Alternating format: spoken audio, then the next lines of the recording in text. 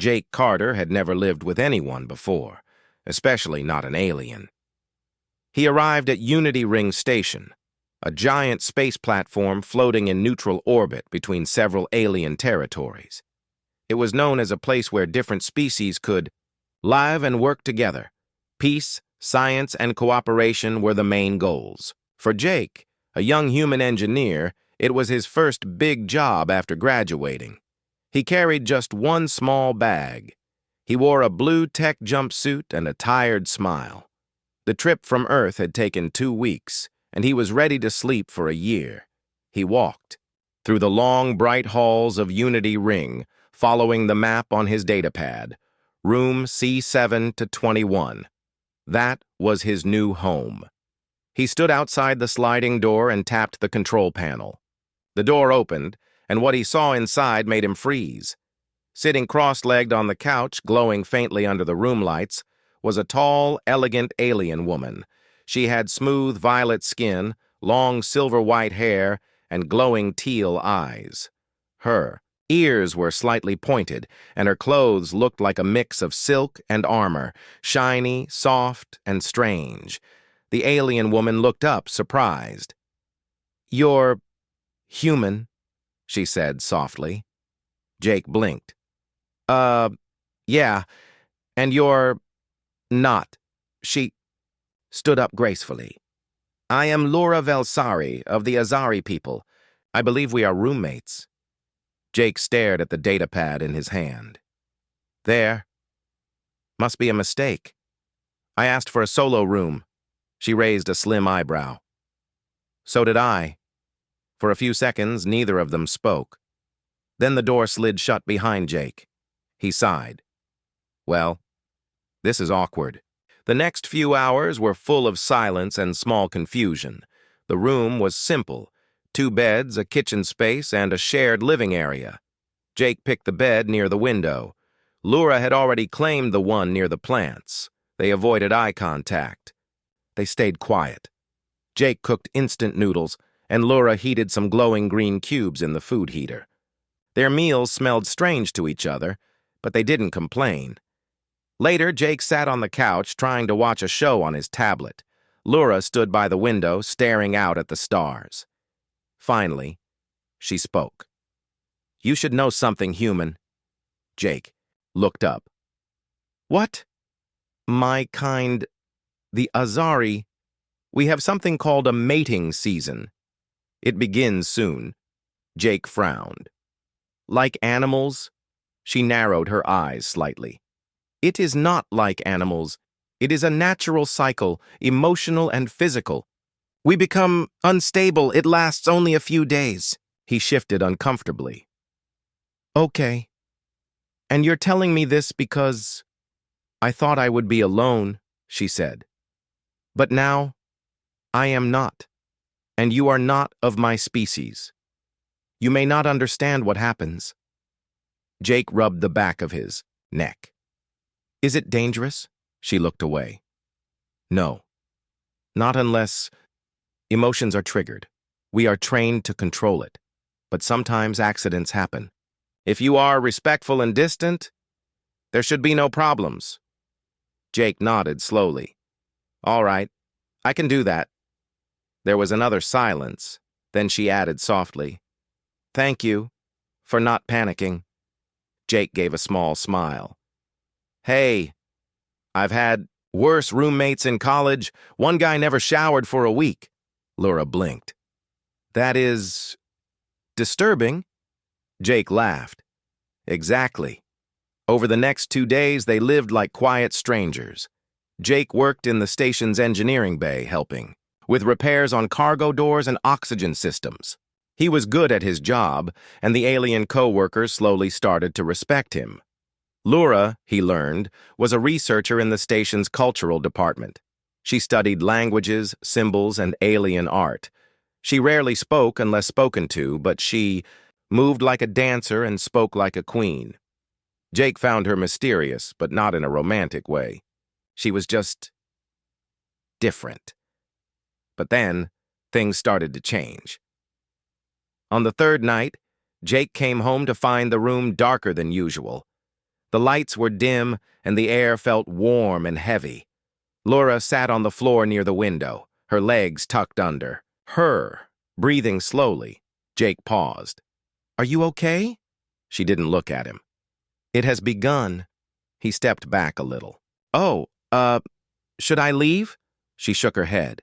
"The station is entering lockdown due to solar flares. No one may leave their quarters for 5 days." Jake stared. 5 days? Stuck in here?" "Yes." She looked at him now. Her eyes glowed brighter than before. "We must be careful." Jake nodded slowly. "All right. I'll give you space. I'll stay on my side of the room. You stay on yours." She closed her eyes. "Thank you." He went to his bed, lay down, and pulled the blanket over his head, but even through the fabric, he could feel the tension in the room. Something invisible filled the air, like static before a storm. The next morning, Jake woke up to soft humming. Laura was walking slowly around the room, her hands moving in the air, drawing glowing lines of energy that faded after a few seconds. It looked like dancing mixed with meditation. Jake sat up. "Morning." She paused and turned toward him. "Do not be alarmed. This helps me stay in control." He nodded. "Cool. Whatever works." He tried to act normal. He made coffee. She drank some kind of purple tea. They sat at the table without talking much, but Jake noticed things. Laura's skin glowed slightly. Her breathing was deeper. She flinched when he moved too quickly. Her fingers curled like claws when she was stressed. He decided to speak. "Hey, how are you feeling?" She looked at him carefully. "Strange. Everything feels louder, brighter, heavier. Your voice, your scent, even your kindness. It feels like fire in my chest." Jake blinked. Should I stop being kind?" She actually smiled. "It is not your fault. You are being yourself. That is what makes it difficult." He leaned back. "So, what do Azari usually do during this time?" "We are kept alone. We meditate, control the waves. We do not bond with anyone. Because if we do," she paused, "it becomes permanent." Jake's eyes widened. "Permanent," she nodded. "Azari only choose one bond in their life. It is sacred. One partner, one heart. Forever." He whistled softly. "That's intense." She laughed softly. "To humans, maybe. To us, it is our nature." They were quiet again. But now, it wasn't an awkward silence. It was understanding. That night, the power flickered. Jake was reading a book when the lights went out. The temperature dropped fast. Unity Ring used power to keep each room at normal warmth. He shivered and got up to grab a blanket. Then he saw Laura, curled on her bed, shaking. Her species were cold-sensitive during mating season. Her lips were turning pale blue. Jake hesitated. Then he grabbed his blanket and walked over. "Laura, do you need this?" She looked at him, weak but proud. "I can manage." He sat near her bed, not touching. "We're roommates. We look out for each other, right?" She stared at him for a long moment, then nodded. He placed the blanket gently over her. "We'll get through this. Just 5 days. We can do it." Her eyes shimmered. "You are kind, Jake Carter. Too kind." He smiled. "That's what everyone says." She whispered something in her own language. Soft, musical. Jake didn't understand, but the tone felt warm. He sat nearby as she closed her eyes. Slowly, the shaking stopped. Later that night, Jake looked out the window. The stars were quiet. The station floated in space, a small dot in the darkness.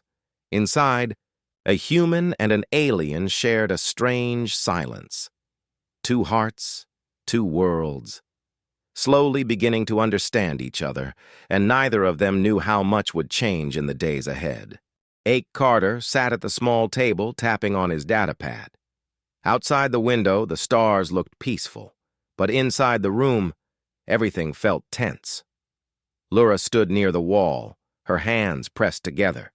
Her eyes were closed, and she was breathing, slowly. She was trying to stay calm. It was the second day of mating season. Jake glanced at her. Her skin glowed more now, soft purple light moving across her arms. She looked beautiful even more than before, but Jake wasn't thinking about romance. He was thinking about how to help without making things worse. He remembered her words. If Azari bond during mating season, it becomes permanent. That scared him. He didn't want to hurt her. He didn't want her to feel trapped. She had told him her people trained to stay alone during this time, but now she was stuck with a human stranger. He stood up slowly. "Hey, do you want some tea?" Lura opened her eyes. "Yes, please. The calming kind."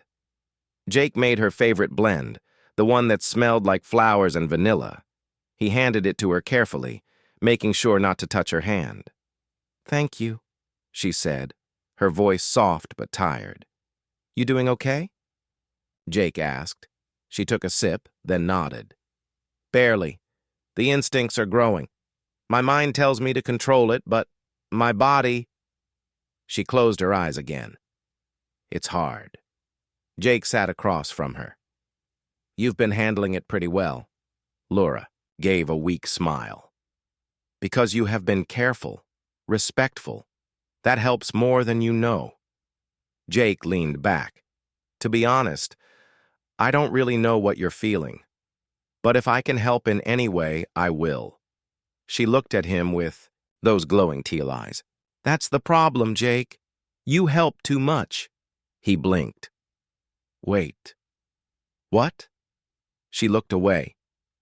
"Your kindness, your calm voice, your jokes, they make it harder to ignore the instinct.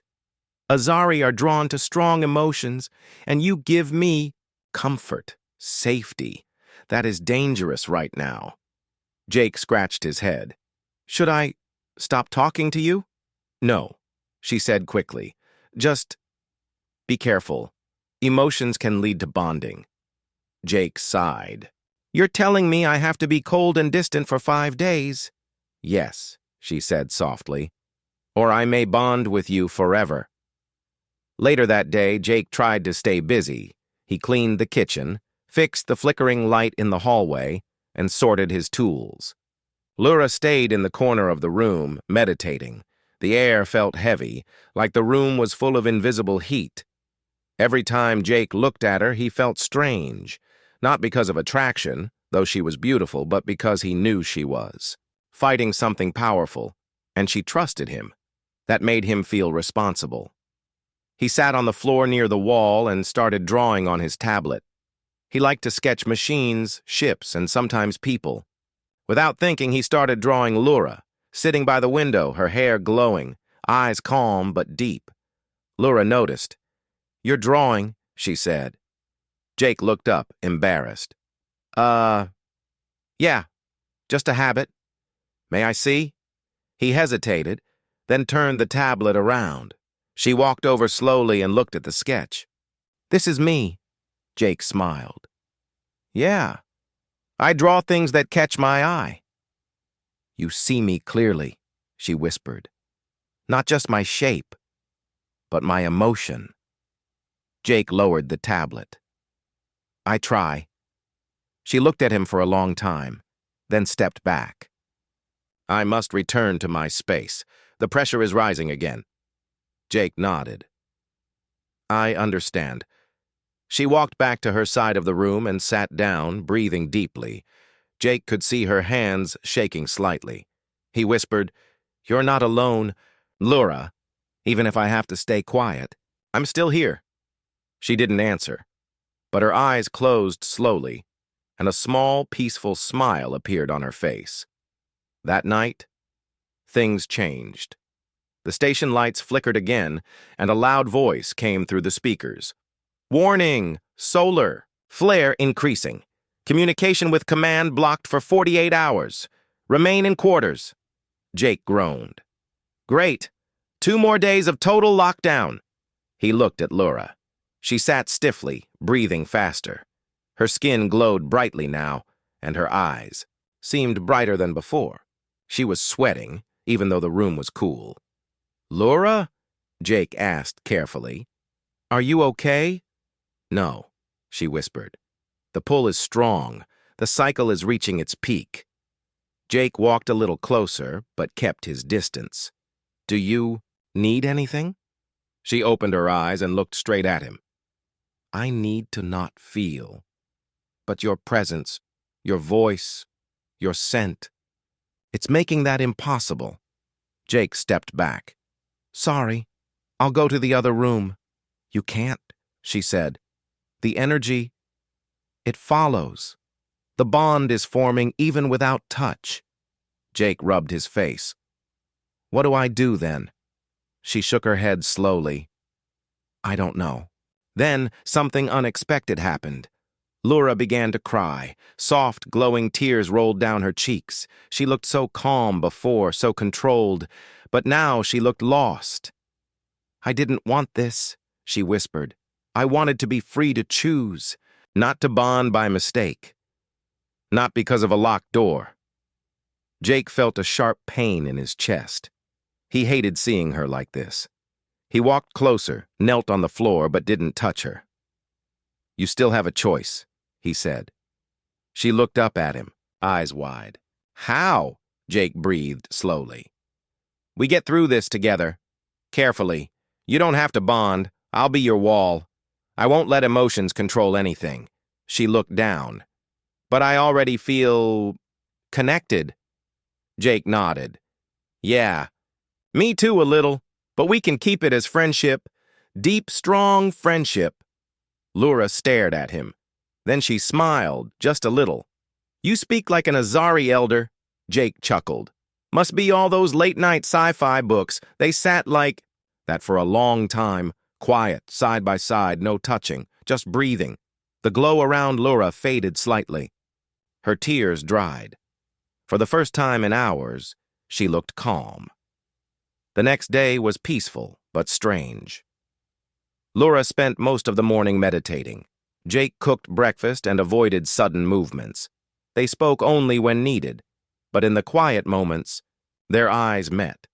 And in those moments, something gentle passed between them. Not romantic, not bonding, but real. Jake started building a small puzzle on the table. Laura watched for a while, then joined him. They worked silently, placing pieces. Together. It was a calm, shared task. It helped. In the afternoon, they sat on the couch with space between them. Laura spoke softly. "Do you want to know something personal?" Jake nodded. "Sure." She looked out the window. "Azari females are raised to believe that bonding is sacred. We only get one chance. If it happens wrong, we suffer forever." Jake listened carefully. "I used to be afraid," she continued. "What if I never find the right one? What if I make a mistake? What if I lose my freedom?" Jake said gently. "Sounds like humans too." She looked at him with surprise. "Really?" He nodded. "We don't glow or bond by instinct, but we still worry. We fear choosing wrong. We fear getting hurt or hurting someone." Laura smiled. "Maybe we are not so different." Jake grinned. "I've been saying that since day one." That night, they didn't speak much. They sat on opposite beds, reading. The room was quiet, peaceful. Before sleep, Laura spoke again. "Jake." "Yeah?" "Thank you. For protecting me. From myself." Jake looked at her. "We're roommates, friends. That's what we do." She looked down. "I don't know what will happen tomorrow, but I'm glad you were the one here with me." Jake smiled softly. "Me too." They turned off the lights. The fourth day of lockdown began with silence. The solar flares outside were still too strong. The station's systems warned everyone to remain in their rooms. No messages could be sent in or out. Unity Ring felt like a sleeping beast. Calm on. The outside, tense within. Inside room C721, the silence between Jake and Laura had changed. It was no longer awkward. It felt safe, quiet, but not empty. Jake was sitting at the table working on a small project. He was building a tiny rotating fan using spare parts. It wasn't important, just something to keep his hands busy. His fingers moved quickly, but his mind was thinking about her, Laura. She stood by the window, her hands folded.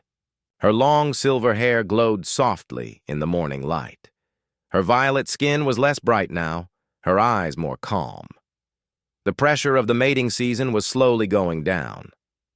But it wasn't over yet. Jake looked up. "Morning." Laura turned to him and nodded. "Good morning, Jake." Her voice was soft but steady. She seemed stronger than yesterday. Jake smiled. "Feeling better?" "A little," she said. "The peak has passed, but the echoes remain." Jake tilted his head. "Echoes?" She walked over and sat at the table.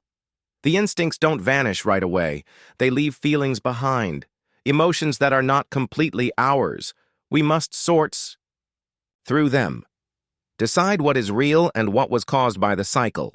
Jake placed the tiny fan down. "Sounds complicated." "It is," Laura said. "But I am grateful. You helped me stay in control." Jake chuckled. "Didn't do much. Just stayed out of the way." "No," she said quickly. "You were present. You listened. You showed respect. That means everything to an Azari during this time." Jake looked at her seriously. "I meant what I said before. I didn't want you to feel forced into anything. You deserve to choose freely." Laura nodded. "And I did choose to trust you." Later that day, they watched an old Earth movie together.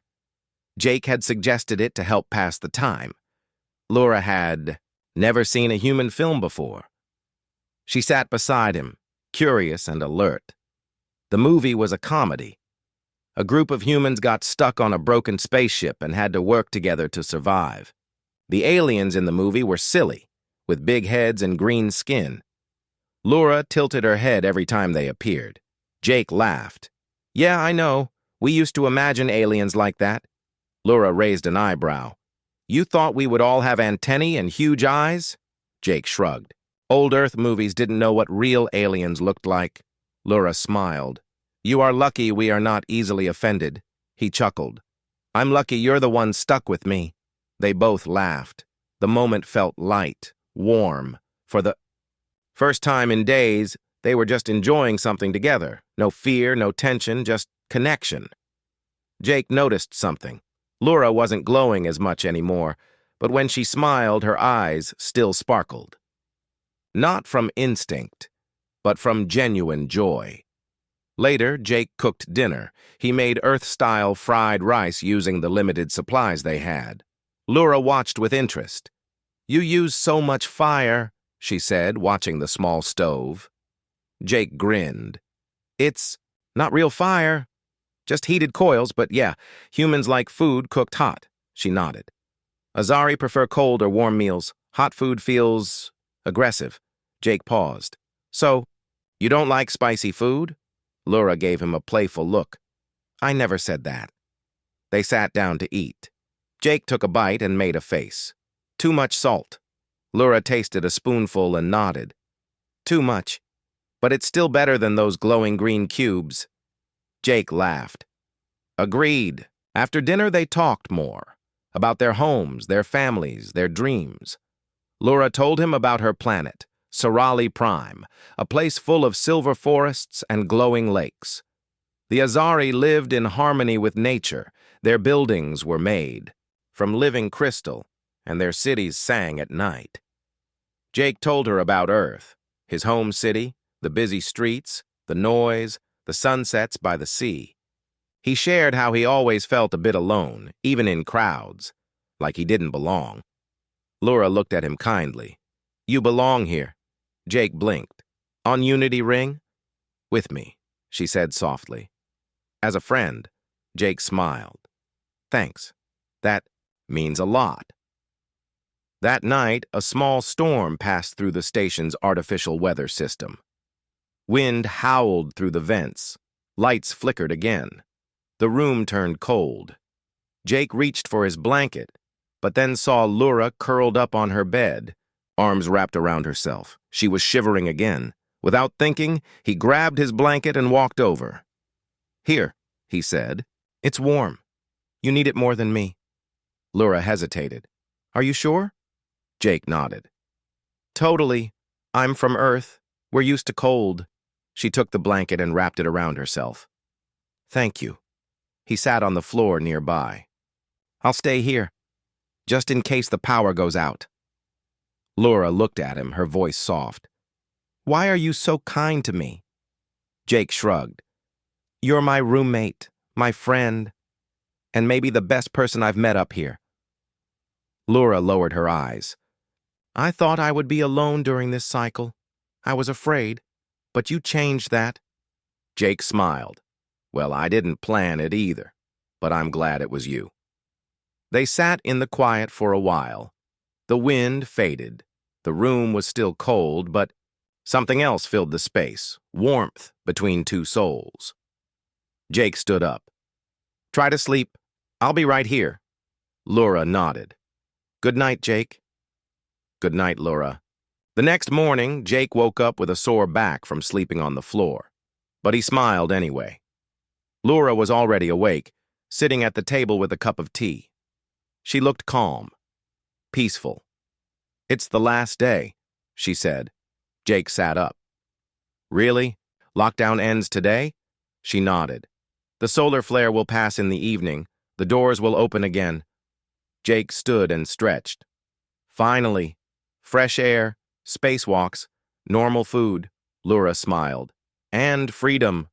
But then her smile faded. "Jake, when the lockdown ends, will we still be the same?" Jake paused.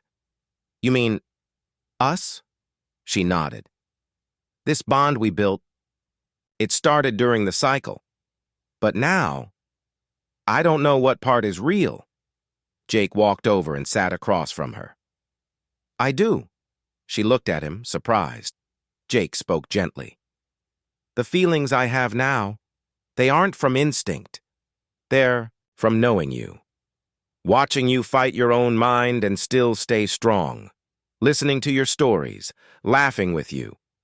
Laura's eyes shimmered. "But what if I'm still not free from the cycle?" Jake gave a soft smile. "Then we wait. We take our time. Let things settle. No pressure.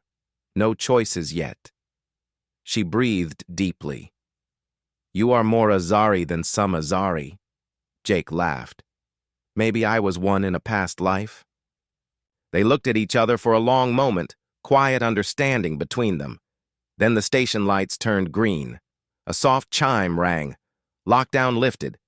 Normal station activity may now resume.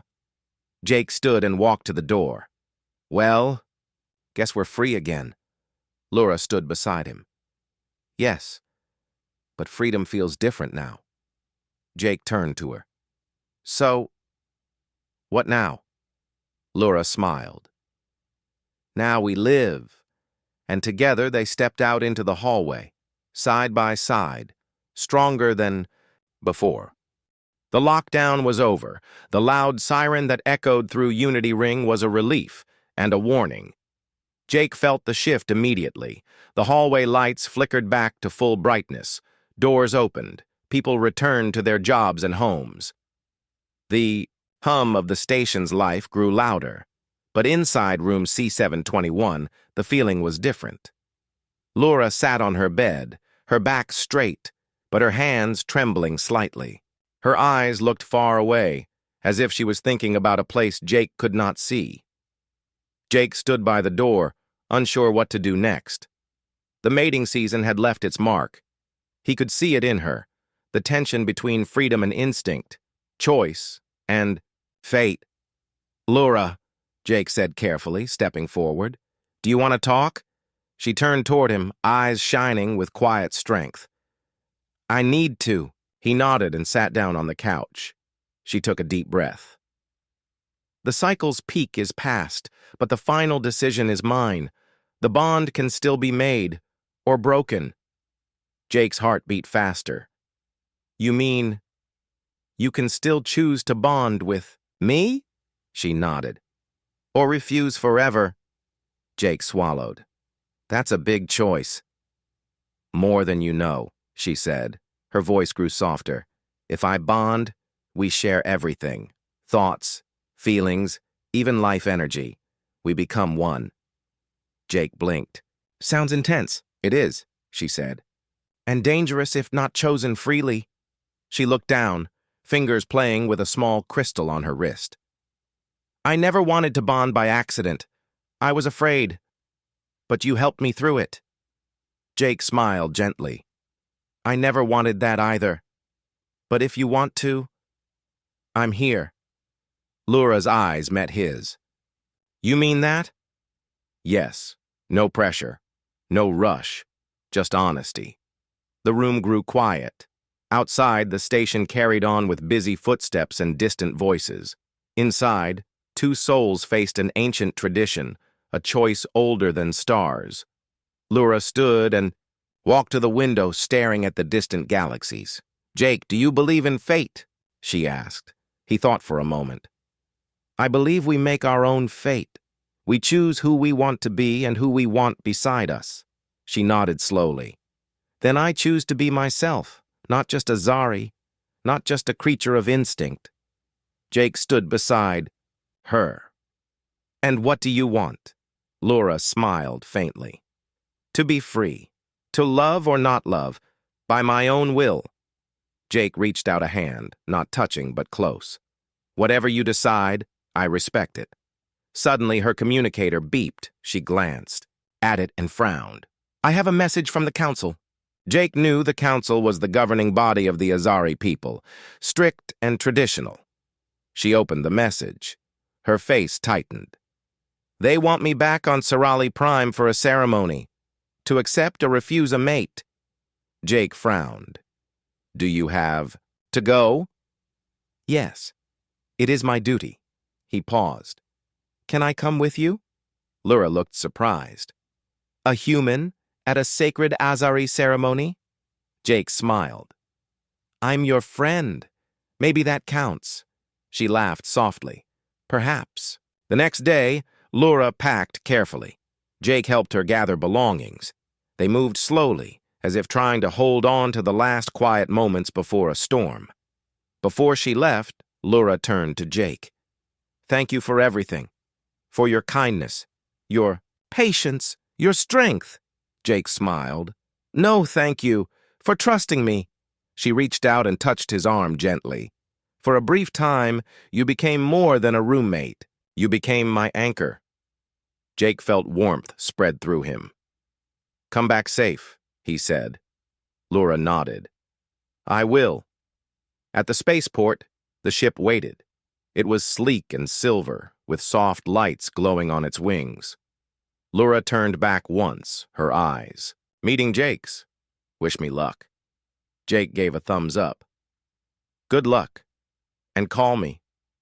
She smiled and boarded the ship. As it lifted off, Jake watched until the silver dot vanished into the stars. Back in his room, Jake sat alone. The apartment felt empty, but he knew their story was not over.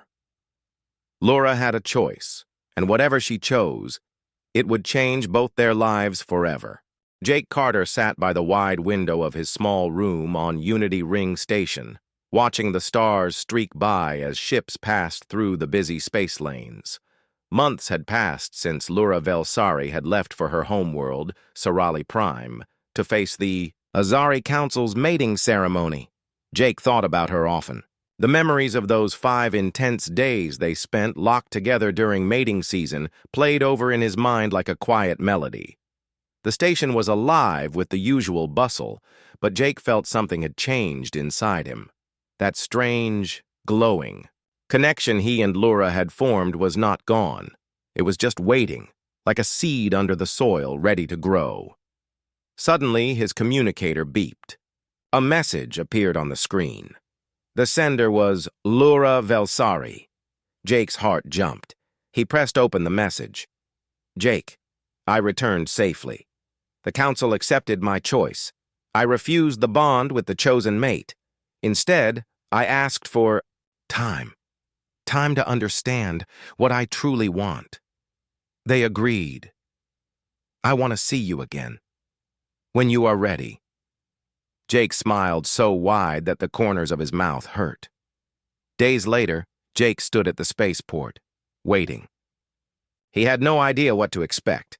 Would Laura be the same? Would she want to be friends? Or something more?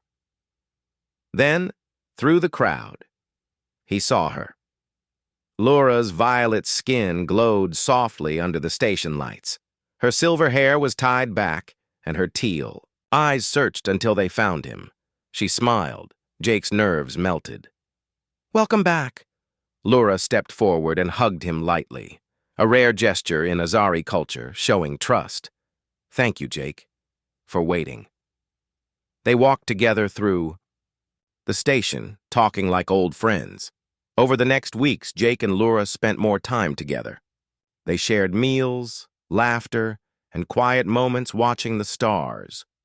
Laura spoke openly about the ceremony, the pressure from the council, and how she had finally found courage to follow her own heart. Jake listened carefully, feeling proud. One day, as they sat on the station's observation deck, Laura took Jake's hand. "Jake, what is this bond between us?" Jake smiled softly. "It's more than just friendship. It's trust, respect, caring for each other no matter what." Laura nodded. "I want that. With you." Jake's heart raced. "Then we will take it slow," he said. "No rush, no pressure, just us." She leaned her head on his shoulder. "Just us." Not everyone on Unity Ring understood their connection. Some aliens whispered, confused by the friendship between human and Azari.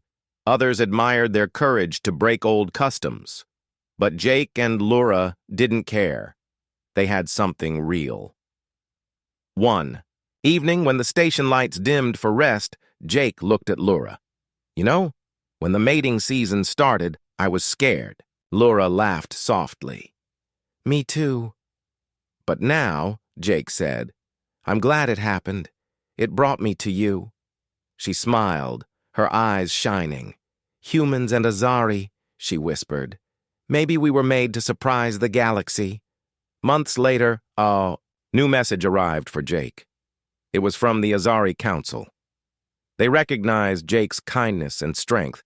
They invited him to join a cultural exchange program, a chance to learn more about Azari ways and build peace between their peoples. Jake was stunned. He looked at Laura. "Is this real?" She smiled. "You earned it." Jake accepted the invitation.